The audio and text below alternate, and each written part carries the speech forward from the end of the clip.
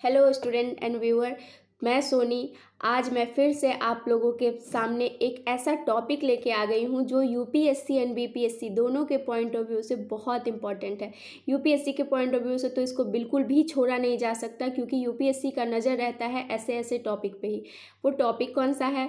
वो हमारा टॉपिक है एआई समिट जो दिल्ली में हो रहा है 16 फ़रवरी से, जो शुरू हुआ है एआई समिट के बारे में। ये हमारा टॉपिक है। अब देखिए, एआई समिट 16 फ़रवरी से शुरू है। अब 16 फरवरी से लेके अभी तक या आने वाले कितने दिनों में हर रोज़ न्यूज़पेपर पे में आर्टिकल आने वाला है, स्पेशली इंग्लिश न्यूज़पेपर में। हिंदी न्यूज़पेपर को तो नहीं कह सकते हैं, क्योंकि अभी तक मैंने वैसा कोई किसी हिंदी न्यूज़पेपर में वैसा कोई डीपली आर्टिकल नहीं देखा जो इस एआई समिट के बारे में उस तरह से बात कर रहा है जिस तरह से इंग्लिश के न्यूज़पेपर कर रहे हैं।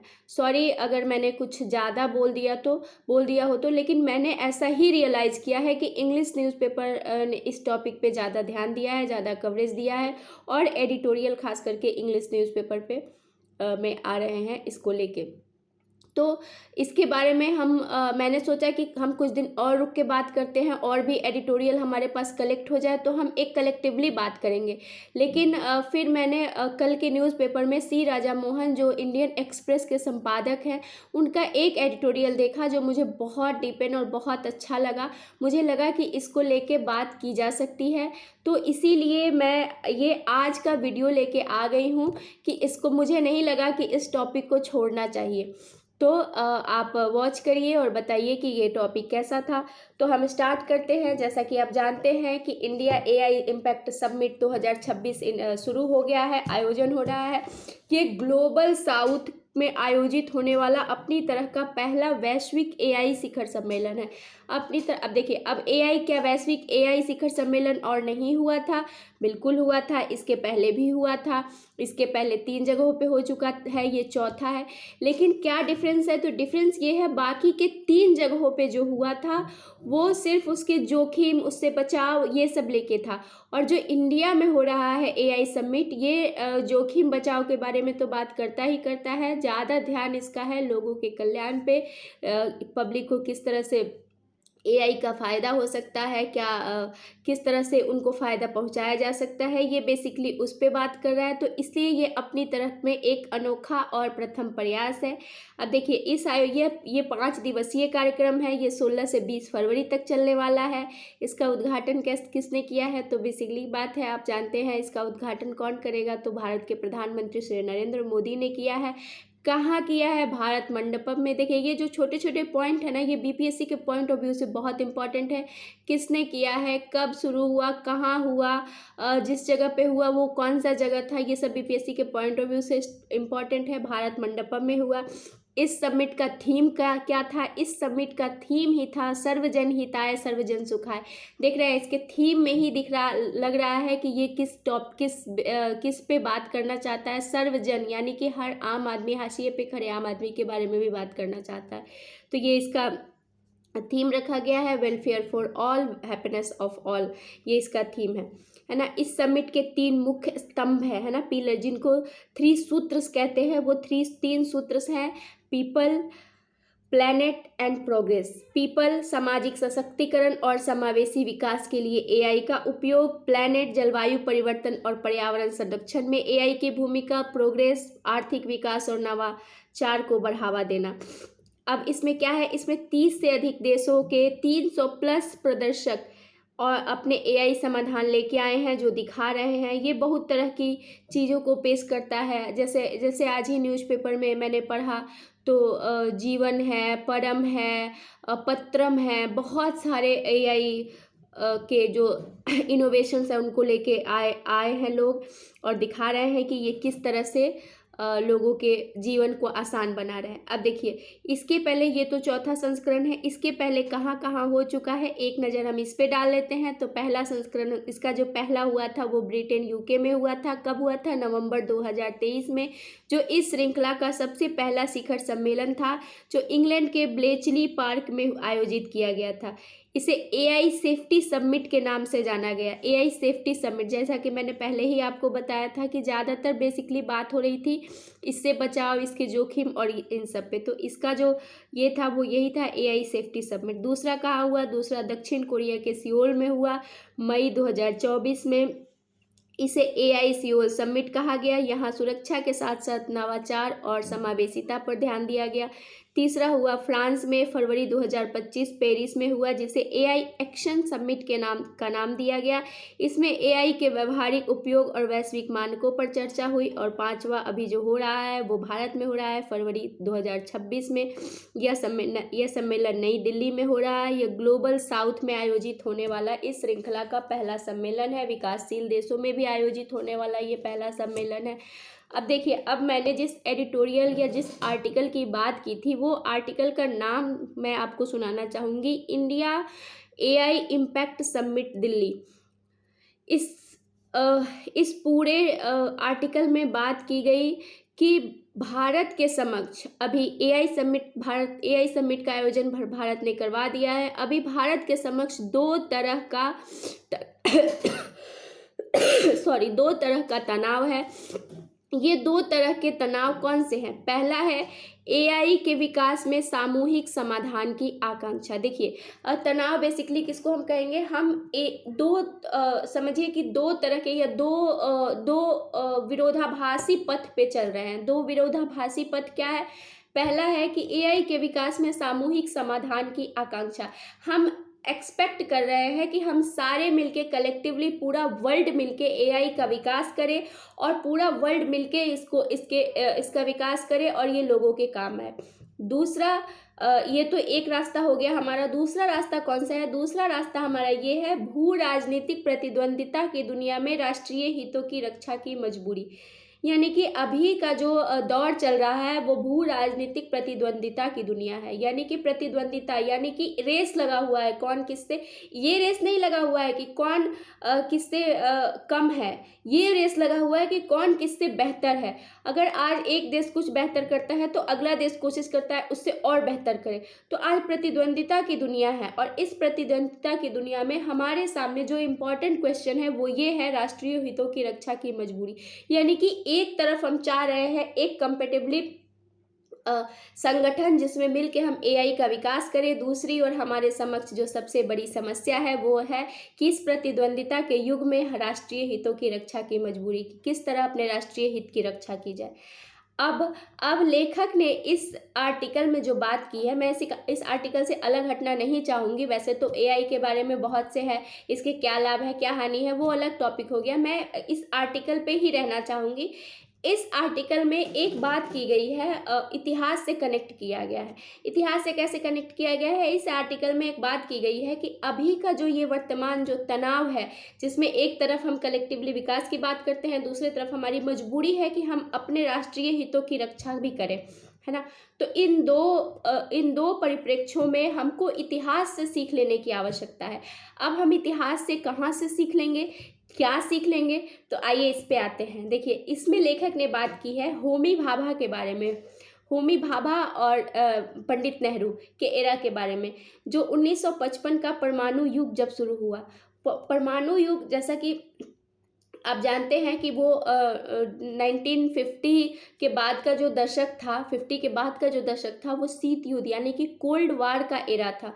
और कोल्ड वार के एरा में वर्ल्ड कैसा हो गया था? बाईपोलर वर्ल्ड हो गया था, जिसमें एक तरफ था यूएस और एक तरफ था रूस, यूएसएसआर, है ना। तो वो युग था। यानी कि उस समय भी हमारे पास दो रास्ते थे, या तो हम यूएसए के संगठन में जा मिले या हम यूएसएसआर के संगठन में जा मिले। उस समय हमने इनमें से कोई रास्ता नहीं चुना। उस समय हमने क्या चुना? भारत के लिए स्वतंत्र राह। परमाणु युग तो बेसिकली उस समय भी परमाणु से संपन्न ज़्यादातर मजबूत देश यही दो थे, यूएसए और यूएसएसआर। उस समय में भी भारत ने अपने लिए स्वतंत्र राह का चुनाव किया। दुनिया शीत युद्ध की दुनिया थी। उस समय भी भारत ने बताया कि हम किसी भी पाले में, किसी भी पक्ष में ना जाके हमारा जो परमाणु एरा की जो चुनौती है या जो कुछ भी है, हम अपना स्वतंत्र राह बनाएंगे और एक न्यूक्लियर कंट्री का विकास करेंगे, है ना। तो अब देखिए, ठीक वैसा ही एरा, लेखक ने कहा है कि ठीक वैसा ही समय अभी बना है। कैसे बना है? अभी भी देखिए, बाइपोलर वर्ल्ड तो नहीं कहेंगे, मल्टीपोलर वर्ल्ड भी नहीं कहेंगे, क्योंकि मल्टीपोलर वर्ल्ड कहना ज़्यादा ये हो जाएगा। अभी बेसिकली एआई पे बात करें तो दो ही देश है जो दोनों देशों के बीच में हम बेहतर वाली बात ठनी हुई है, तकनीकी प्रतिस्पर्धा जिसको कहते हैं। किसके बीच में? यूएसए और चाइना। अभी यूएसए और चीन, इन दोनों के बीच में एआई के लिए तकनीकी प्रतिस्पर्धा जो है वो है जोरों पे। अब भाभा का भाभा ने क्या ध्यान दिया?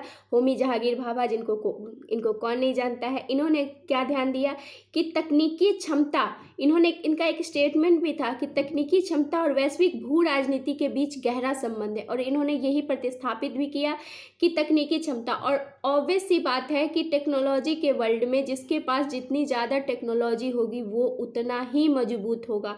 और वैश्विक भू राजनीति के बीच संबंध, बिल्कुल वैश्विक भू राजनीति के बीच गहरा संबंध है। जिसके पास जितनी ज़्यादा टेक्नोलॉजी होगी वो उतना ज़्यादा मजबूत होगा, और वो जितना ही टेक्नोलॉजी के मामले में जो मजबूत होगा उस देश की बात उतनी ही सुनी जाएगी। तो ये बिल्कुल सही बात है। अब देखिए, अब बेसिकली बात की जाए हमारे संदर्भ में, एआई के संदर्भ में, तो लेखक ने कहा है कि एआई में भारत के लिए, एआई के संदर्भ में भारत को कुछ रणनीतियाँ अपनानी चाहिए। इन्होंने कुछ रणनीतियों के बारे में बात की है। क्या रणनीतियाँ अपनानी चाहिए?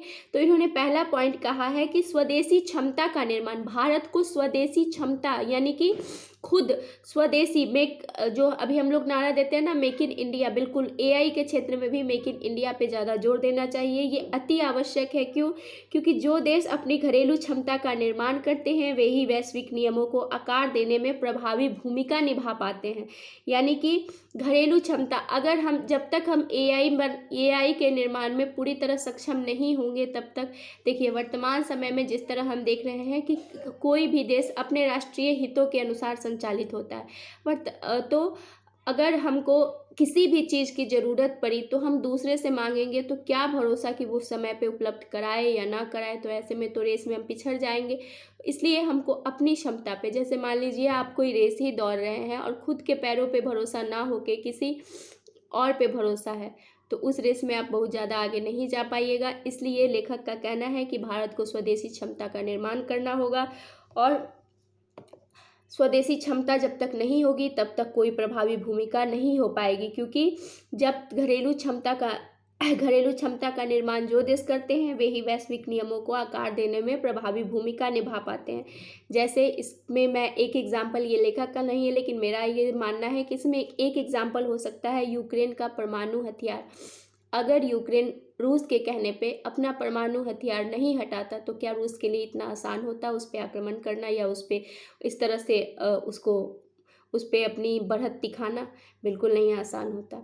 तो यूक्रेन परमाणु हथियार हटाने के बाद एकदम निहत्था हो गया, और निहत्था हो गया तो उसके लिए कुछ भी, चाहे वो नाटो में रहे या किसी में रहे, कोई भी देश उसकी उतनी मदद नहीं कर सकता है जितनी वो खुद कर सकता था परमाणु हथियार रख के, है ना। तो ये एक बहुत बड़ा एग्जाम्पल है। तो इसलिए भारत को भी स्वदेशी क्षमता का निर्माण करना होगा, किसी और देश पे डिपेंडेंट ना रह के खुद ही अपनी क्षमता का निर्माण करना होगा। लेखक का जो दूसरा पॉइंट है वो ये है, वैश्विक सहयोग और राष्ट्रीय हित। यानी कि हमने दो टॉपिक के बारे में बात किया कि हमारे पास दो रास्ते हैं। एक है कि हमको कलेक्टिवली विकास भी करना है, और दूसरा है कि अपने राष्ट्रीय हितों की रक्षा भी करनी है। तो लेखक ने कहा है कि इसमें दोनों को लेके चलना होगा। ना तो हम वैश्विक सहयोग को छोड़ सकते हैं और ना ही हम राष्ट्रीय हित को छोड़ सकते हैं। यानी कि अगर हम एक तरफ ये कहें कि वैश्विक सहयोग को छोड़ के हम सिर्फ राष्ट्रीय हित की बात करें तो हम कहीं ना कहीं उस रेस में पिछड़ जाएंगे। और फिर अगर हम ये भी बात करें कि हम सिर्फ वैश्विक सहयोग करेंगे, राष्ट्रीय हित की बात नहीं करेंगे, तो ये संभव है कि हम किसी एक देश का मोहरा बन के रह जाएं। तो हमको ये दोनों नहीं करना है। हमको क्या करना है? हमको बीच का एक रास्ता निकालना है। बीच का रास्ता क्या है? कि दोनों के बीच संतुलन, दोनों के बीच एआई की भू राजनीति, देखिए, लेखक कहते हैं कि एआई की भू राजनीति उन लोगों को पुरस्कृत करेगी जो घर में निर्माण करते हैं, विदेश में सहयोग करते हैं और जिम्मेदारी से नए तकनीकी युग के मानकों को आकार देते हैं।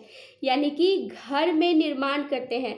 देखिए, ये सब पॉइंट जो है ना, ये आपको निबंध लिखने में बहुत काम आ सकता है। ये लेखक का जो भी पॉइंट है ये बहुत अच्छा है। ये लेखक कहते हैं कि एआई की भू राजनीति, अगर आप नोट डाउन करना चाहें तो प्लीज़ वीडियो को पॉज करके ये वाला लाइन नोट डाउन कर लीजिए, क्योंकि निबंध कहीं भी, और जिस तरह से एआई चर्चा में है, बिल्कुल संभावना है कि या तो क्वेश्चन पूछे या निबंध पूछे, पूछना ही पूछना है।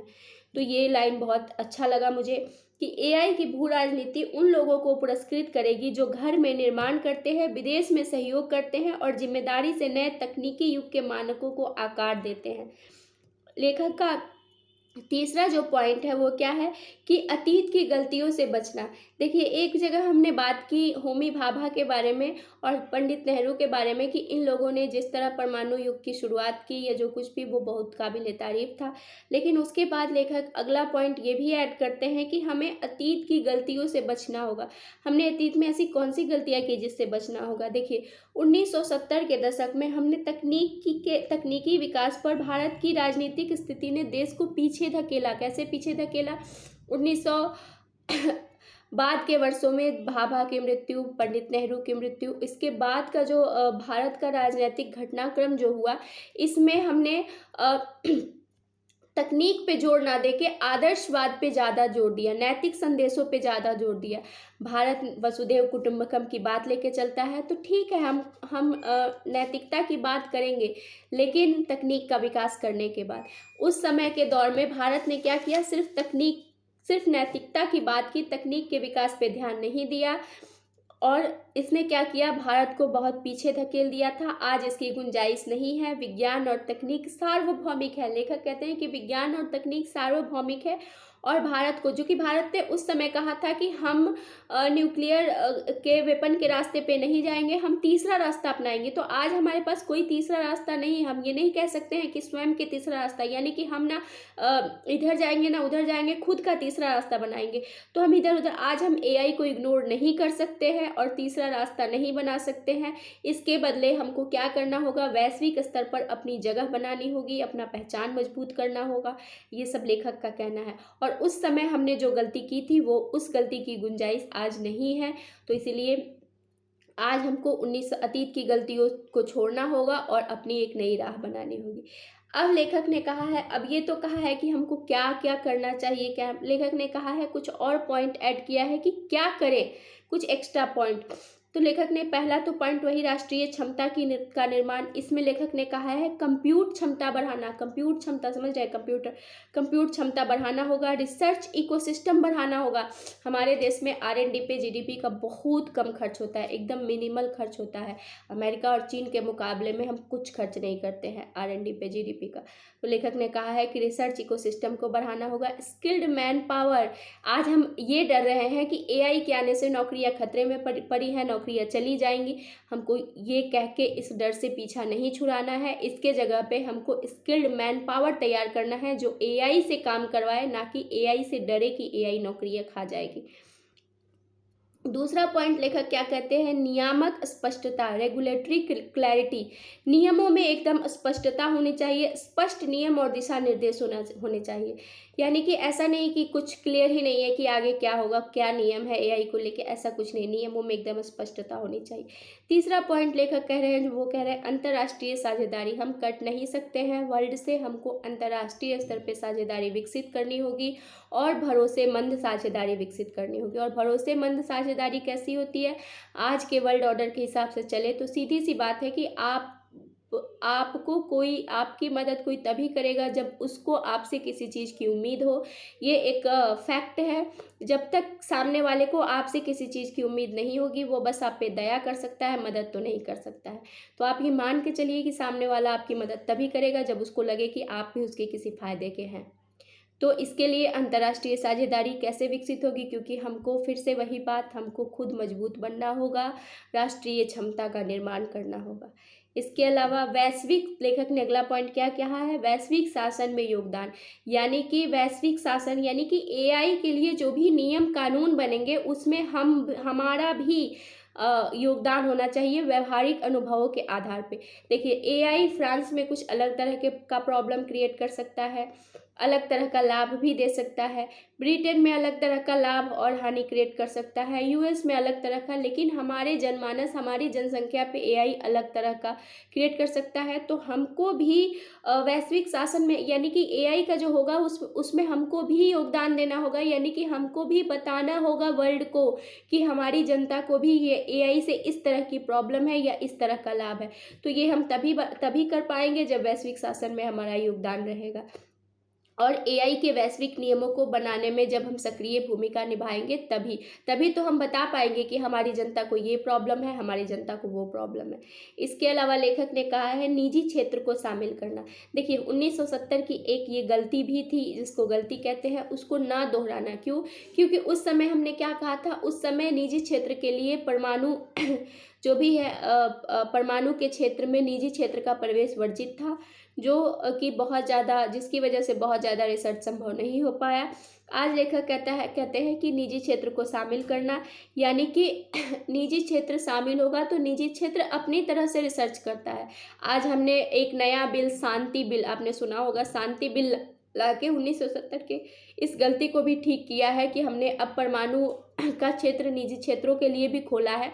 तो वो गलती हमको नहीं करनी होगी। अभी से एआई में निजी क्षेत्र का प्रवेश भी कराना होगा।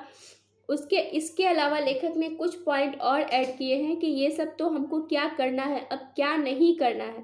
तो लेखक ने कहा है कि एआई को केवल एक सार्वजनिक वस्तु ना समझे, यानी कि कोई भी देश एआई को केवल जनहित की वस्तु नहीं समझता। ऐसा नहीं कि एआई केवल जनहित की वस्तु है, पब्लिक का मैटर है, पब्लिक देख लेगी अपना, ऐसा नहीं। ये क्या है, ये राष्ट्रीय हित प्लस रणनीतिक लाभ।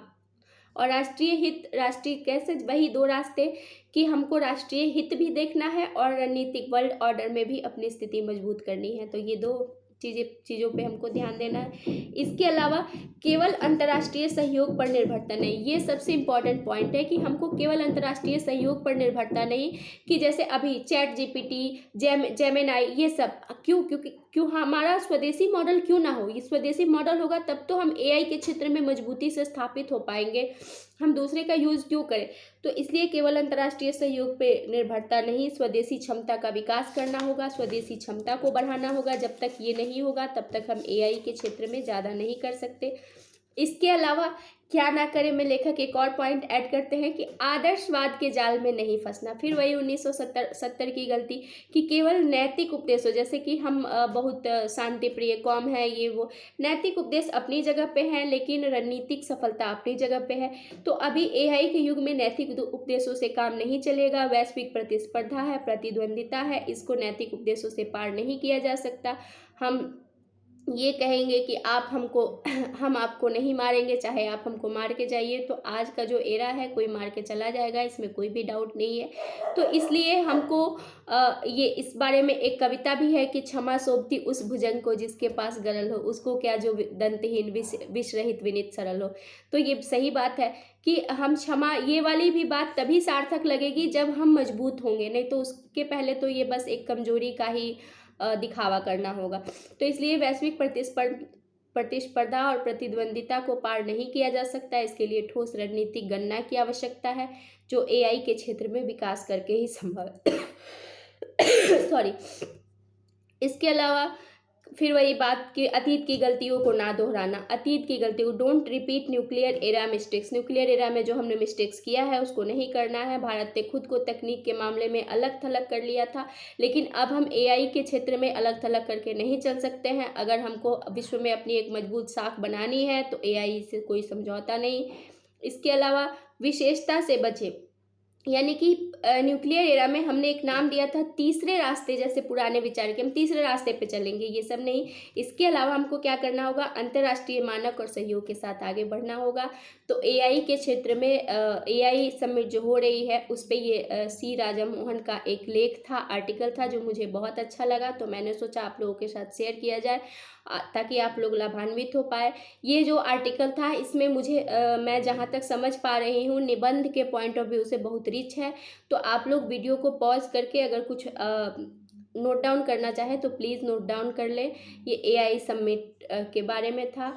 और अभी आज आज ही एक और वीडियो मैं अपलोड करना चाहती हूँ, जो आज एक और टॉपिक था जो इंडियन एक्सप्रेस में था, जो मुझे बहुत अच्छा लगा, तो नेक्स्ट वीडियो उस पे है। Thank you.